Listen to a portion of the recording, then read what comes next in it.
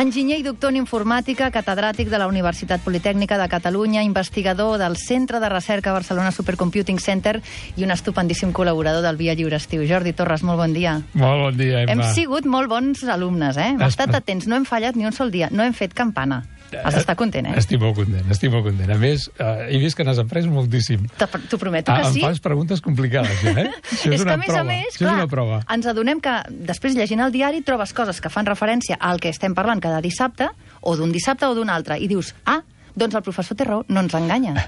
Jo haig de dir que l'Emma m'envia missatges dient, mira que he sortit i tal. I és impressionant, perquè és que... Clar, home, clar. Molt bé. Doncs igual que jo, hi haurà molta gent que també ho estarà fent. Molt bé. Jo, Jordi, professor, el que mai m'hauria imaginat és que tot un enginyer, tot això que dèiem, doctor, catedràtic, investigador, es definís a ell mateix com un pelacanyes. Això he fet jo? Això has fet tu. Tinc en el guió. Soc un pelacanyes. Bueno, perquè canvia la... Res. Perquè és una aventura amb més gent, no?, la que tens a nivell professional. I tant. Sí, al final jo el que faig aquí és una petita part de la cadena, Hi ha molta més gent aquí posada, en tota aquesta aventura de la informàtica i, vaja, m'agradaria dir tot una sèrie de noms, però no tenim temps. Si em vols dir alguns, els pots dir, Segur? Sí, home, sí. No, que quan agafo el micro... No, a més, no fos cas... Em deixaré gent, sí, en tot cas... Però sí que m'agradaria deixar clar que això és un treball en equip, tant la recerca, que això ja molta gent ho diu, com la docència. La docència també és un treball en equip, perquè preparar les classes molt sovint les contrastem amb els mateixos alumnes molt sovint, sobretot els cursos avançats de la carrera. Ells mateixos et realimenten i d'un curs per l'altre. Els treballs que ells fan per un curs serveixen per base de l'altre curs. És una feina d'equip totalment. I ara ja deus estar posat, professor. Justet. Per temes familiars aquest any hem enredarit de les vacances i just ara... Doncs et tocarà posar-t'hi. De cop serà una entrada sobtada. Supercomputing o supercomputació és el tema d'avui. Què és un supercomputador? Un ordinador super? És un ordinador super, exacte.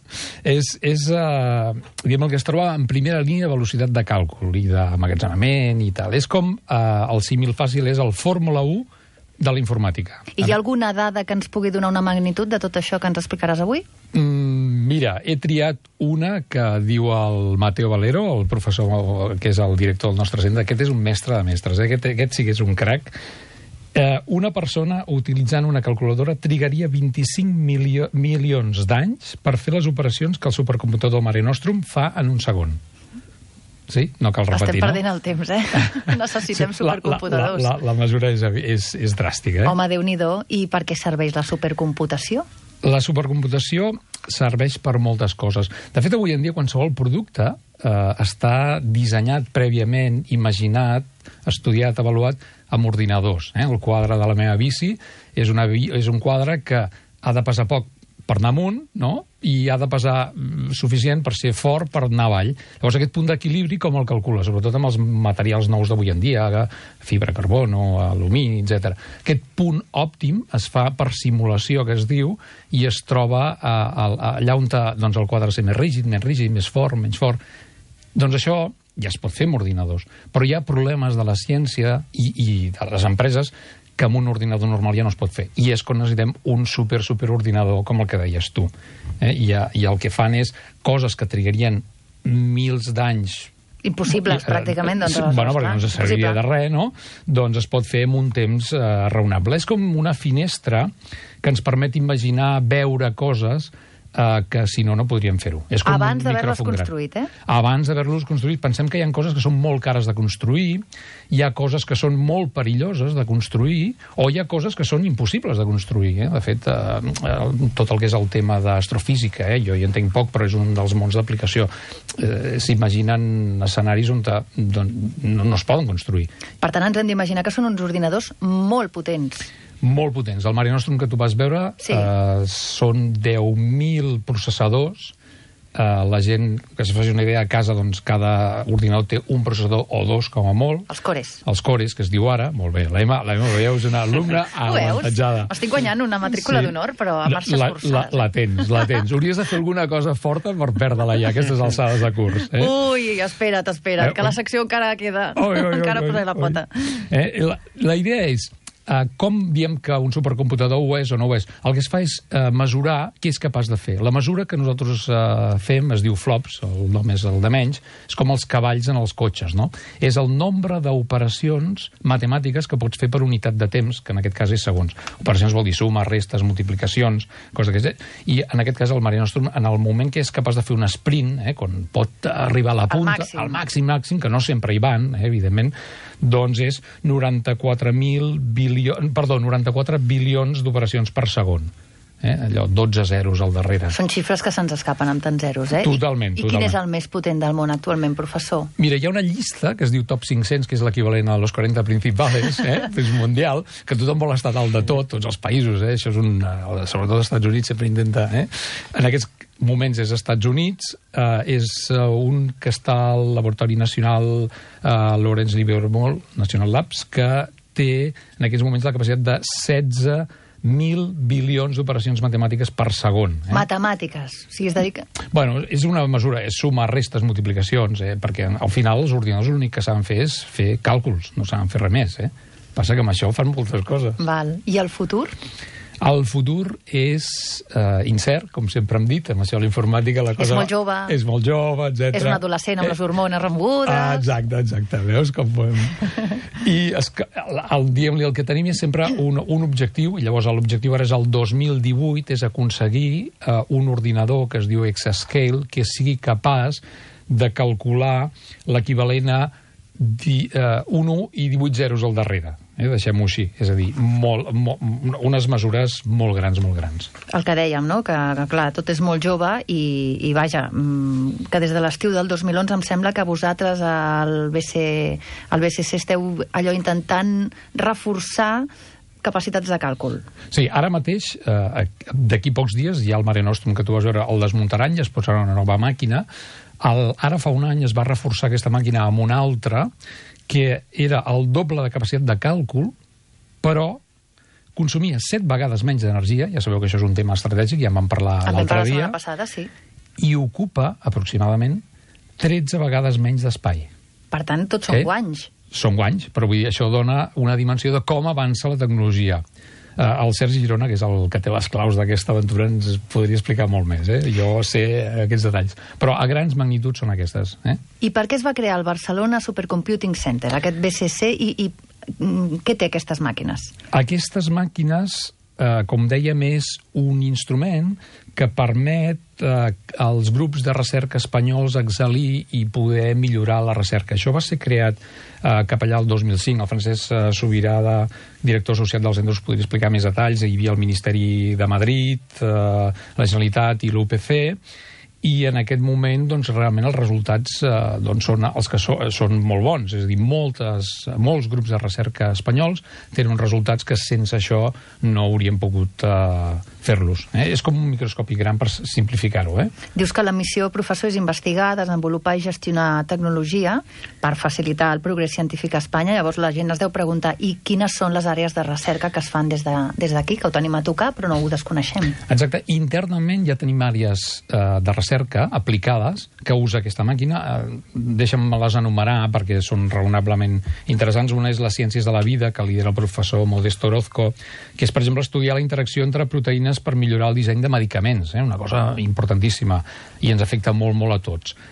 Ciències de la Terra és l'altre grup, que està liderat pel professor José María Baldasano, que és, per exemple, per predir l'aire, la qualitat de l'aire. Això també és un tema molt important. Mediambiental. Dono un exemple, cada un d'aquests fa moltíssimes coses. Hi ha un que és aplicacions computacionals en ciència i enginyeria, que lidera el professor José María Cela, que és, per exemple, estudiar els fluxos de turbulències que es produeixen a les ales dels avions, per fer avions molt més estables. És impressionant. Clar, és que a vegades dius, i a què es dediquen? O sigui, les ales dels avions en vol poden arribar, si s'estudien, a generar alguna cosa? Doncs sí. Sí. A l'Airbus aquest 380, jo me'n recordo els primers anys al BCC, es va estudiar una part de l'avió, perquè simular tot un avió és impossible ara mateix computacionalment. S'estudien trossos, perquè les màquines no són prou ràpides, i jo recordo a Barcelona estava una part de no sé quina ala, s'estudiaven allà com ha de ser la fórmula per com generar les turbulències de tal manera que l'avió sigui més estable. Clar, i per tant, imagino, amb un supercomputador d'aquest tipus pots generar una sèrie de condicions que ho porten al límit i veure de quina manera s'ha de construir, no? Simular. Clar, simules uns escenaris, tots els possibles escenaris. Jo el recordo al principi del centre aquest, l'anterior, doncs simulaven el xoc de cotxes, no? Llavors, doncs, simulaven diferents gruixos de la planxa, simulaven diferents angles de xoc. Clar, tot això simular-ho en real és complicat. Per tant, quan hi ha a vegades marques que, m'imagino que això ho fan totes, no? Que fan simulacions de quin és el comportament del cotxe en un moment que xoca frontalment amb alguna cosa, tot això és gràcies als supercomputadors? Sí, el que és veritat és que en aquests moments la complexitat de càlcul d'aquests problemes ja es poden resoldre amb uns supercomputadors més petitets. Ja no calen aquests grans... O sigui, nosaltres estem a la punta a punta. De fet, hi ha el Fórmula 1 i diríem-li el Fórmula 2 i Fórmula 3. El que passa que aquests en algun moment van ser Fórmula 1, Això és veritat. Fa 15 anys era el Fórmula 1. Estàvem repassant aquestes àrees de recerca, professor, ens quedava una. Sí, l'àrea que dic jo. És la gran, la que és l'embrió del centre, que és Ciències de la Computació, i que és la que hi ha dos professors a més que ho lideren, que és el professor Jesús Labarta i l'Eduard Aiguader, i és l'àrea que el que fem és bàsicament veure com millora, com evoluciona la supercomputació, cap on ha d'anar, aportem idees i sobretot ajudem a que les altres àrees puguin fer ús de forma de forma útil a aquesta eina. Has dit l'embrió. Per què l'embrió? Mira, perquè fa més de 20 anys que es va crear una cosa que es deia CEPBA, Centre Europeu de Paral·lelisme a Barcelona. En aquell moment, l'any 90, penseu que això era una revolució. En aquí, de fet, a Barcelona hi havia professors com el Mateo Valero, que he comentat, o el mateix Eduard Aiguader, Jesús Labarta, que us deia, uns cracs, tots ells, són els que em van fitxar. Aquesta gent ja eren els líders en aquest tema a nivell d'Espanya i uns referents mundial. I en aquests moments, de fet, gràcies a ells, estem on estem. Volies fer un paral·lelisme, dius? De fet, més que un paral·lelisme, diguem-li, el nom aquest de paral·lelisme, que és el que dèiem, no? Centre Europeu de Paral·lelisme de Barcelona, és perquè ara ja no en diem paral·lelisme, però és l'essència de la supercomputació. La supercomputació és molt simple, la idea que hi ha al darrere. És a dir, en vez d'haver-hi un ordinador treballant per un problema, hi ha milers d'ordinadors treballant per un problema. El que passa que els ajuntem tots junts, no? Per això dèiem 10.000 CPUs en el cas del BSC. Això es diu paral·lelisme. I aquesta tecnologia, aquesta idea, aquesta ciència, és el que hi ha al darrere. És molt simple. El símil que es fa servir a la carrera és allò...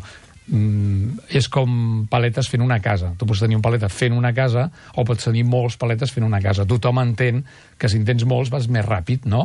Doncs és una mica el mateix. El que sí que és veritat és que hi ha un nombre màxim, perquè si n'hi ha masses es fan nos entre ells. Llavors aquí és on entra el nostre treball, fer que tot aquest conjunt d'ordinadors realment col·laborin i no es facin nosa, perquè passa el mateix, Pot passar, sí? Sí, clar, és com tot. Si tu tens masses coses allà intentant... Jo imagino una casa que hi hagi 10.000 paletes intentant fer-la. Sí o no? No, és molt complicat, no? En canvi, si en tens 10 en lloc d'un, segur que pots arribar a anar 10 vegades més ràpid. Professor, en èpoques de crisi, de retallades, de què serveix tanta voràgine? Poses aquí, i la pregunta és suposo que us la deuen formular cada 2 per 3, no? S'ha d'invertir en la universitat, s'ha d'invertir en la investigació, deies al principi, que la docència és superimportant, no? Sí, la resposta me la imagino, és sí. Sí, i mira, avui a l'estudi, espero que els presentis després, tinc una persona que en algun moment... 3 tenim aquí darrere, hi ha quòrum. M'ho qüestionava, no?, això de la universitat i el paper que fem i tal, i que hem d'evolucionar. Certament la universitat hem de millorar, estem en moments de canvis, s'ha d'optimitzar, s'ha de millorar, tal, però que és evident que la universitat i la recerca aporten valor. N'estic convençudíssim i jo no en dubtaria, no en dubtaria gens ni mica.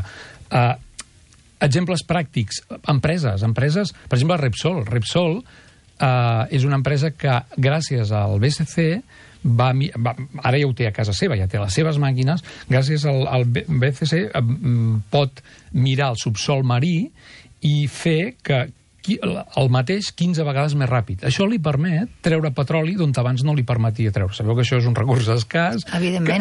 I ara mateix es treu petroli d'on abans no es treia per una qüestió econòmica. Sí, ja es busquen noves bosses també. Noves bosses. Sí. Això va ser dit pel Brufau, un posicionament estratègic a l'empresa. Jo dic això, però es pot, diguem-li, dedicar aquests dies a huracans, no? Això que estava ara de moda, perdó, de moda, que les notícies, no? Ha anat bé aquest, però gràcies a la... I això és una àrea... El que ha afectat a Cuba i cap a Florida. Allà passa sovint. El que fan és simular-ho amb supercomputadors i amb això preveuen per on t'anirà i amb això poden ajudar a prevenir molts desastres naturals, que vol dir vides, a més. I això es fa, de fet, ja és un dels temes de recerca importants que s'aplica a la supercomputació. Com aquells huracans es mourà. I això, clar, la predicció és fonamental en aquest cas, saber cap on tenir. Evidentment, la natura és una cosa que és molt complicada de valorar i simular, i sortosament, a vegades es converteix en tempestes d'aigua abans i tal. Però molt sovint, gràcies a la supercomputació, s'han pogut salvar moltíssimes vides. Segur, a més, malgrat que hi ha desastres d'aquests que són difícils. Perquè són imprevisibles, evidentment. Alguns. Però la supercomputació permet fer-los una mica més previsibles. Penseu que si passés un huracà d'aquests sense que hagin pogut avisar la població abans que hagués marxat de certes zones... Sense fer la previsió exacta, t'ho imagina't. És una aplicació. Aquesta jo la conec perquè havíem participat en una xarxa llatinoamericana, em sembla que es deia, i que hi havia també Miami, els estats americans que més estan afectats per això, i realment és impressionant el que hi ha en aquests moments de simulació amb supercomputació d'aquests temes. Professor, tenim una iniciativa encara per poder comentar. La iniciativa, avui es comprem cap a casa. Vinga, clar que sí. Al BSC, fem recerca, i una de les que ha sortit també a premsa, va sortir a La Vanguardia fa unes setmanes, l'Àlex Ramírez sortia amb una foto dins una capella mirant allò a l'infinit, que és intentar muntar un supercomputador amb xips de telèfons. Ell no li agrada que ho digui així, perquè és massa simplista, però ell mateix amb una ràdio va dir-ho així. Perquè jo crec que és la manera fàcil que la gent es faci la idea, no? I això què vol dir? Què és? Bàsicament, agafem els xips dels telèfons, tothom entén que un telèfon té un problema de bateria, això ja estem acostumats, aleshores penseu que estan optimitzats a les TPUs, que n'hi diem els xips, d'aquests telèfons. Com estan optimitzats per consumir menys energia, la idea és utilitzar aquests per aplicar-ho a àrees que fins ara no estava previst i fer ordinadors que gastin de l'ordre de 15-30 vegades més. Això és l'objectiu. Aquest exascale que us deia pel 2018 és arribar al 2018 havent fet un disseny de supercomputador que permeti gastar d'aquest ordre que deia 15-30 vegades més. Amb això, novament, és un treball amb equip, amb altres empreses Bull, hi ha grups de recerca com Jülich, d'Alemanya, que és un referent tipus BSC aquí a Catalunya, el CNRS de França, el CINECA d'Itàlia, vull dir que, novament, la recerca és un treball on, si no hi hagués equip, no funcionaria. Estem en bon lloc aquí amb supercomputació? Ara que avui hem descobert, gràcies al professor Torres, aquesta feina que es fa aquí, al Barcelona Supercomputing Center, el BSC, on ho posaria? Si haguéssim de fer la llista de los 40 principals? Ara mateix el Mare Nostrum, diguem-li, ja saltaria de la llista dels 500. Això, de fet, ja s'està intentant... La llista dels 500, què? Aquest top 500, sí, aquest top 500. Penseu que això va molt ràpid, com ja hem anat dient. Aleshores, en aquest cas, la llista cada mig any es revisa. Per exemple, el BSC, el Mare Nostrum va ser número 1 d'Europa i 4 del món durant un any. Però al cap d'un any va saltar ja el, no sé, em sembla que el 13, ràpidament, i ja va anar caient. Ara mateix, jo no ho sé, aquest juny passat, jo diria que encara es mantenia la llista al top 500, però us asseguro que al novembre, quan es torna a passar, doncs ja no hi serà. Ja no hi seria en aquesta llista. Amb la qual cosa, on estem?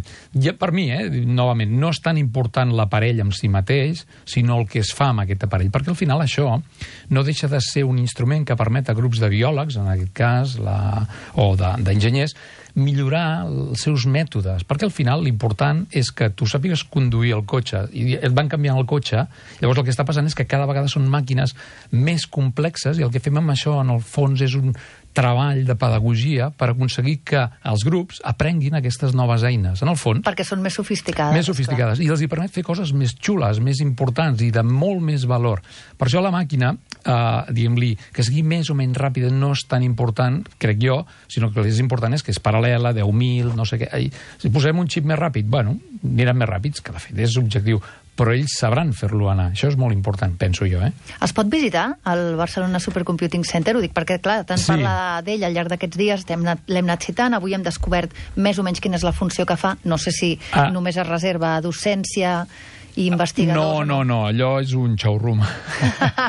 Com tu has vist, Un showroom. Està, diguem-li... És que val molt la pena, és molt curiós. Sí, està dins una urna de vidre, dins d'una capella, com vas dir tu l'altre dia, i paga la pena visitar-ho, certament. És molt, molt bonic. I, a més, es fa servir, perquè això és molt important, hi van a escoles, no? I, en el fons, és molt important que els nanos vegin que la tecnologia també és una opció. Jo soc dels que penso que s'ha d'estudiar de tot, evidentment, però sobretot també enginyeria, de la que sigui, industrial, elèctrica, informàtica. Informàtica, sobretot, perquè si no se m'acabarà a mi la feina, Però és important perquè al futur, diguem-li, calen llocs de treball en aquestes àrees. N'hi ha molts que no s'han creat, tothom ho sap, els treballs d'aquí 5 anys no sabem quins són. O sigui, això és evident. D'aquí 5 anys hi haurà una sèrie de treballs en el món dels enginyers que estan encara per definir. Bueno, escolta, fa 5 anys, moltes de les feines que hi ha ara al voltant d'internet, qui t'ho havia de dir? Exacte. Amb la qual cosa, que estudiïn enginyeria. La millor manera és que vegin això. Quan els nanos veuen això, queden impressionats. I això es fa servir, i us diria que si algú vol anar-hi, hi ha una adreça de correu que es diu visits @bcc.es. No, visits? No, visit, em sembla que és amb una sola... Mira, que ho envien a totes dues opcions. Sí, visit sense S, @bcc.es, darrere hi ha l'Oriol Riu, un crac també de la meva quinta, vam estudiar junts, és el que fa la presentació allà, i aquest també té els seus vicis, aquest fa submarinisme, aquest fa immersions, no t'ho perdis. O sigui, no va en bici muntanya, però aquest és impressionant el que fa. Escolta'm, aquests informàtics el que arribeu a fer, És que si no, tu t'imagines tot el dia sota un sostre i amb una màquina aquelles al davant, seria avorridíssim. Traient calor, que són caloroses al màxim, escolta'm, i consumint. El problema és que el dia 15, em sembla que es renova ja la màquina, amb la qual cosa estarem ara un període d'obres. Bé, però mira, sempre encara hi ha una mica de temps per veure la vella, o després... A la nova. Jo apostaria que la gent ja anés a veure la nova, suposo que per Nadal ja estarà, i fet, jo ho faria, vaja, sense cap mena de dubte. Si voleu saber més, i amb més calma, o amb més estona, o per rellegir, Empreses en el núvol, claus per entendre l'internet global. És el llibre del professor Torres, es va publicar l'any 2011 a l'editorial Libros de Cabecera, i a més, ell avui ha vingut molt ben acompanyat, però que es noti, perquè si no, no s'ho creuran. Bon dia! Ha vingut la Virtuts Angulo, l'editora, Llorenç Rubió, també editor, i l'Albert López, que és de control de gestió d'aquesta editorial Libros de Cabecera, i vaja, el recomanem, perquè, esclar, ens estàs donant peixet i ja s'acaba, doncs si volen més, que ho consultin en el teu llibre, professor. Només et puc agrair que hagis vingut aquests 6 caps de setmana estupendos. Escolta, jo al revés, o sigui, agraïdíssim de que em convidessin. M'ho he passat, de fet, els correus que rebo i tal, ja m'ho diuen, es nota que us ho passeu, diu, bon rotllo, el millor va ser un que va dir, es nota que hi ha bon rotllo en allà.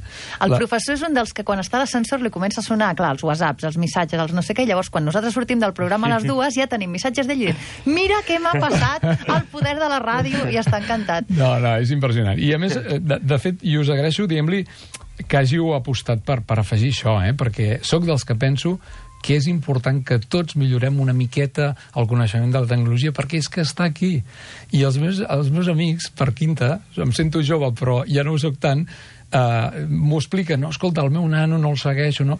Doncs el pots seguir. Jo el que dic a tothom és que pots. No és veritat que no els podem seguir. Podem fer-ho, és facilet, és intentar-ho i estar-hi. No cal que sapiguem tot el que aquests canvis vertiginosos, però seguint una mica la premsa normal, en dono fe. Sí, l'Emma, de debò, l'Emma és impressionant el que m'envia. Et perilla la plaça a la universitat, Ojo que vinc jo. Escolta, l'hauria perdut. Si vas tu, l'hauria perdut, n'estic convençut. Escolta, moltes gràcies a tots, vull dir, de debò que m'ho he passat molt bé. Molt bé. Doncs és igualment, nosaltres també, vaja, t'agraïm moltíssim que hagis vingut, i a més t'agraïm moltíssim que avui, juntament amb l'editorial Libros de Cabecera, tinguis i portis un parell de llibres per regalar. Que si voleu aquest llibre, Empreses en el núvol, claus per entendre la internet global, 902 477 100. És un regal que ens fa el professor i l'editorial del llibre. i us l'emporteu a casa. I com que ells ens fan un regal a nosaltres li volem fer un regal al professor. Oh. Molt bona. Jo quan buscàvem sintonia per la secció li deia, professor, quina música vols? Em deia, la tinc al cap. I em va dir aquesta. Però escolteu, i jo pensava, què és això?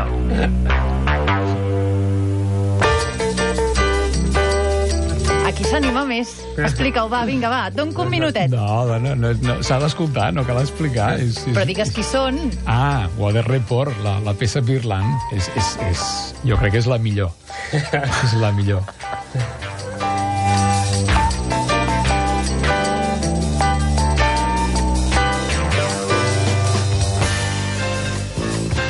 Doncs amb aquesta peça de jazz que li encantava i li encanta al professor Torres, doncs el que hem dit, moltíssimes gràcies, professor.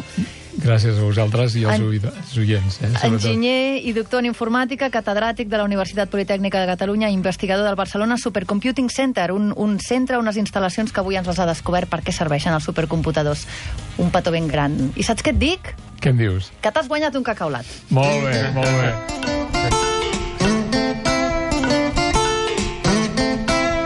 Serra. Anava a dir, aquest estiu no passarem calor. No, ja no n'estem passant, perquè avui feia fresqueta i he vingut fins i tot amb jaqueta, jo.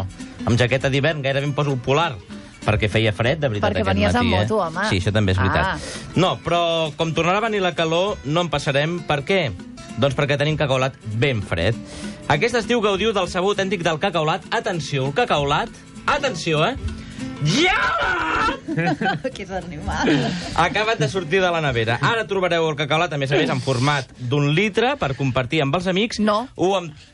Per compartir amb els amics, menys amb l'Emma. Jo no el comparteixo amb ningú, el cacaulat. No, amb ningú. De fet, l'altre dia, aquesta setmana, se n'ha pres 4. 5, en tenim un per cada membre de l'equip, i ella mateixa, sense dir res, se'ls ha anat fotent un darrere l'altre perquè no comparteix. Però vosaltres sí que els podeu compartir amb els amics o amb tota la família, ja sabeu, cacaulat ben fred, al plaer de l'estiu. Ja t'estan dient coses, professor? Sí? Veieu? No, avui ni tan sols ha arribat a l'ascensor. Ja t'estan dient... Ell riu. No està en antena, no? Sí, sí que estem en antena, sí. Comenta'n un, va. Què et diuen? Home, mira, l'Humbert Mallafré. Estic escoltant el programa, impressionant. Enhorabona, professor Torres. L'Humbert és el que em va allotjar a casa seva quan jo vaig baixar a estudiar a Barcelona. No us ho perdeu. Sense ell no estaria jo avui aquí. Déu-n'hi-do. Sí, un noi de comarques que ja tenia un pis aquí i jo perdut i em va acollir a casa seva. Doncs petons per ell i per tots els que ens han escoltat amb aquesta secció de tecnologia. Per cert, professor, editors de llibres de cabecera, els llibres ja estan col·locats. Bueno. Petons, publicitat i fins ara.